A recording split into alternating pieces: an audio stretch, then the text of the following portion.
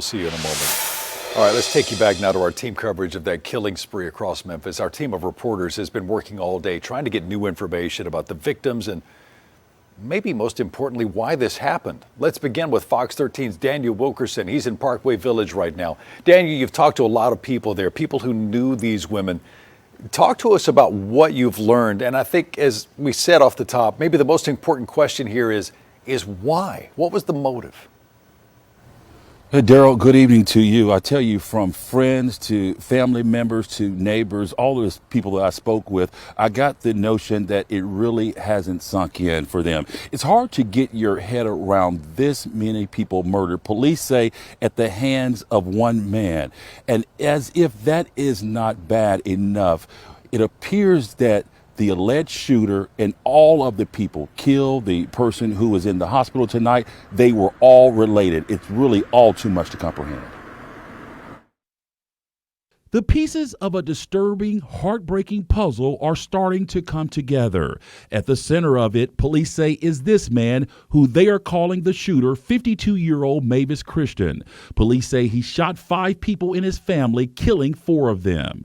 They say he shot and killed his sister, Ruby Christian, Ruby's daughter, Kamaria Christian, and Kamaria's daughter, Tori Christian. Investigators say he also shot another one of Kamaria's daughters, a 15-year-old who is now in stable condition. Officers say Christian also shot and killed his ex-wife, who family members identify as Tawanda Barron. Sunday, we went to the second shooting scene on Warrington Road in Parkway Village. According to property records, it's owned by Ruby Christian, the suspect's sister, again, one of the 4 victims who police say Christian shot and killed. Very, very nice lady. Couldn't ask for a better neighbor. That's Tandy Biesinger talking about her friend and neighbor of many years, Ruby Christian. Biesinger, for now, has Ruby's dog, Money, who she says was inside the home when paramedics arrived. That's when they circled around and came back up to Ruby's driveway there to her residence, and that's when I took off on foot running. I met the daughter. She was inside the house. No police were even on the scene yet. And I'm not quite sure. I know her daughter thought that her mother had slipped and fell, which was not the case. But we did not know that, it was a gunshot wound. Biesinger says she had not met her neighbor's brother, the alleged shooter. The only thing I'm aware of is there was some family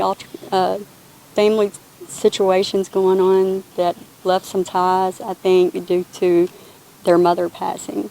She says Ruby Christian had only briefly mentioned her brother. She had made comments, not just me as a neighbor, but even to other neighbors as well. I'm not sure, what all that would lead to or if he had ever made threats. Police say once the shooter left Parkway Village, he went to a home on Howard Drive in Whitehaven. That's where they say he shot and killed yet another victim. Again, her family identifies that victim as Tawanda Barron. Fox 13 uncovered a 2018 court case which establishes Christian and Tawanda Barron were once married. Digging deeper, that 2018 court record paints the picture of yet another domestic dispute. Investigators say during an argument, Mavis Christian punched his ex-wife in the face several times to the point of her losing consciousness. It says when the couple's children, using a bat, tried to defend their mother, the suspect took the bat and used it to beat his ex-wife in the head. It says during the fight, the suspect even punched his own daughter in the face.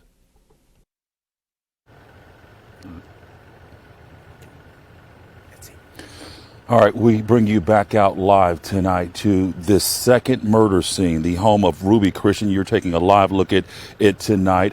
Her neighbors here in the area, that neighbor who you heard from, Biesinger, I tell you, it really shows you the value of good relationships and a good neighbor. She was telling me that earlier she was here with Christian's daughter, and they were helping her clean up that kitchen where she found her mother. We should also mention that, as you heard the neighbors say, she can't say enough about Ruby Christian. She says she was a hard worker. She says that she worked for Aspen Dental in Millington as a dental technician. Daryl, as we bring you back in, as I mentioned earlier, I tell you, as the holidays come around, we know it's a tough time for a lot of people. A lot of times there are tensions in the family. The hope is that everyone will remain calm and remember there are reactions for every action. Absolutely, Daniel. That's a very good point, and I think it's important for everyone to know there are resources out there for domestic violence victims. If you've got a family member, if you yourself are a victim of domestic violence, don't hesitate. Call someone, call a friend, call a resource, call law enforcement. I mean, go to Fox13Memphis.com. We've got a whole resource guide there. That is Fox 13's Daniel Wilkerson live tonight. Daniel, thank you. We'll see you later in the newscast.